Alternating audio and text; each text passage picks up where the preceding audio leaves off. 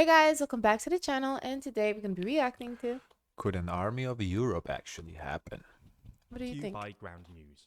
The EU has had I don't think it's a bad idea. I just don't know how that would work, because it would require a unified language, which means they would raise a barrier for each country to, for the troops to know English, or, well, I'm assuming it would be English, some language. That'd be tough, because I don't think every troop knows a foreign language like that. So, let's see. had a bumpy weekend. Vice President JD Vance used his speech at the Munich Security Conference to attack what he called Europe's threat from within. Trump announced that Saudi Arabia would be hosting bilateral negotiations between the US and Russia without Ukraine or Europe, and the US reiterated that Ukraine's post-war security... It's kind of ridiculous. What? We're negotiating Ukraine's peace without Ukraine. Yeah, you and without remember? Europe.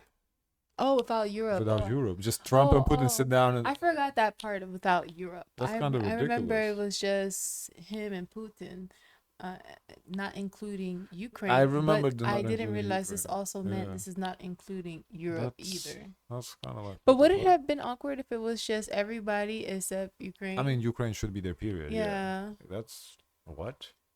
That don't make no sense. would be Europe's responsibility.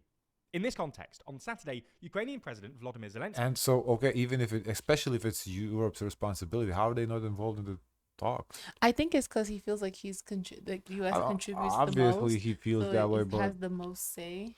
There has to be some common sense to this. Come on. He called for, quote, an army of Europe. And on Monday, EU Council President Antonio Costa told the Financial Times the EU needs, quote, a new security architecture ahead of an emergency meeting of EU leaders in Paris. So in this video, we're going to... That's kind of scary for Europe, because what are you discussing with Russia that we're not in on the conversation about? I agree.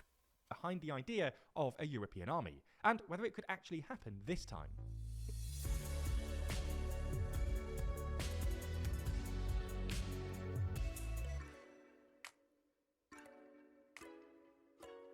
Don't feel overwhelmed by endless news stories. Find out what you need to know every day. So let's start with some context, because the idea of a European army, or something to that effect, has a long history. It was first seriously considered in 1952, when the US pushed for West Germany to be rearmed so that it could join NATO. For obvious reasons, France weren't so keen on this, and so instead proposed creating a new European defence community via the Treaty of Paris, which would have combined the armies of all the members of the European coal and steel community, France, West Germany, Italy, Belgium, the Netherlands and Luxembourg, under one supranational command, with the intention of forming a political union in the future. The French Parliament, however, didn't like the idea of giving up national control of their army, refused to ratify the treaty in August 1954, and West Germany ended up joining NATO. France tried to resurrect the idea again in the 1960s, when French President Charles de Gaulle, who really didn't like NATO or the US... That's ironic, because now Macron, he's trying to push for this again by having people come together to find a resolution. That's so ironic. History repeats itself. Yeah. To transform the European Economic Community into a security alliance of sorts. But he didn't get anywhere, because the other members of the EEC decided they were happy with NATO. This has always been the main obstacle to an independent European security policy, and it's probably the main reason that French President Emmanuel Macron's efforts to get Europe to take security and, quote, strategic autonomy more seriously have largely failed. Why would you... Interesting that a French prime minister, president, prime minister, well, French leader wants this. It would be more, I would think, like Poland, Lithuania, like countries that closer to Russia. France is, they're not getting invaded by nobody. But it's interesting, that he's the one leading it. You create a new European security architecture when you already have NATO, which covers most of Europe and includes the world's biggest military in the US. Nonetheless, pretty significant progress was made towards an independent EU security policy around the turn of the millennium, when French President Jacques Chirac and British Prime Minister Tony Blair signed the St. Malo Declaration in the aftermath of the Yugoslav Wars, which laid the groundwork for the development of the Common Security and Defence Policy, or CSDP. This was followed by a series of agreements setting out a framework for defence cooperation, which included allowing the EU to use NATO assets. The EU I can see their interest in setting up this army is so that people don't have to flee from their country, because some of the country that they'll go to, it will be France. because France have a high population of immigrants that are fleeing. You're right. Good point. So to counter that or take a proactive response, they're trying to hedge that. Okay, let's get everyone together so we can have a strong force. So just in case that there is an invasion, that people don't have to flee from where they are. They stay right there. That's a good point, actually. Yeah, because if let's say Poland were to get invaded, the Poles, yeah, they're gonna go to France. yeah, well, yeah, Well, they they're would, gonna go yeah, right. They would try to go to the West Europe Yeah. to escape the war. So that would affect the other countries, kind of like how now they're affected by other immigrants. Good point, yeah. On its first peacekeeping mission in North Macedonia in 2003, and soon deployed European troops in multiple peacekeeping and civilian missions around the world under the CSDP. Although it's worth stressing that the CSDP is just a framework. In other words, it doesn't legally bind EU militaries to do anything, just provides a forum for them to discuss cooperation. But progress towards a European army halted and then regressed in the mid-2000s for two reasons. First, in 2004, 10 new countries joined the EU, 7 of which were formally part of the Eastern Bloc, and 3 of which were ex-Soviet countries.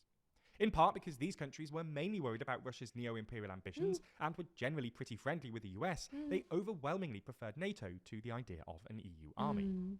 Second, the Iraq War in 2003 divided France and the UK, and laid bare some of the more fundamental strategic disagreements between the two.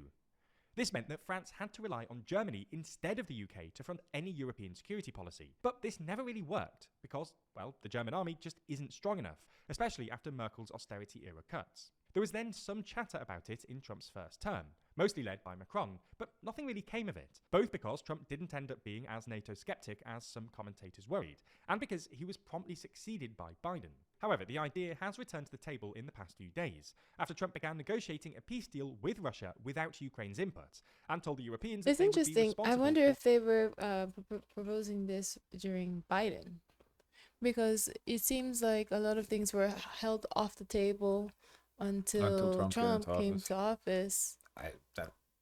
It seems like he's like a key component to having this, like, I guess he really has a good relationship with Putin, with Russia. Yeah.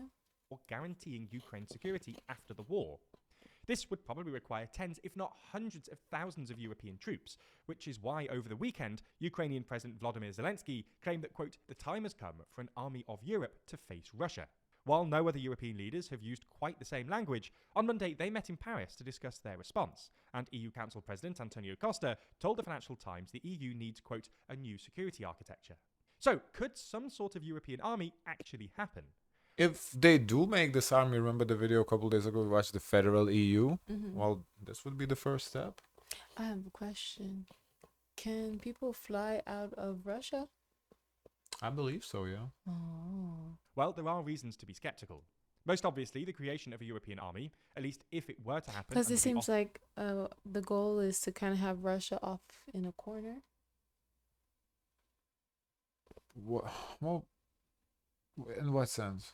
In the sense that, okay, so for the purpose of the army not invading other countries and not attempting to intimidate others that are neighboring to it.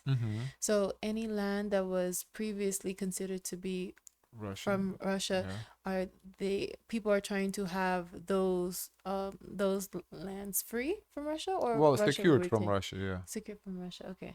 Auspices of the EU would require unanimity from European leaders, which feels very unlikely.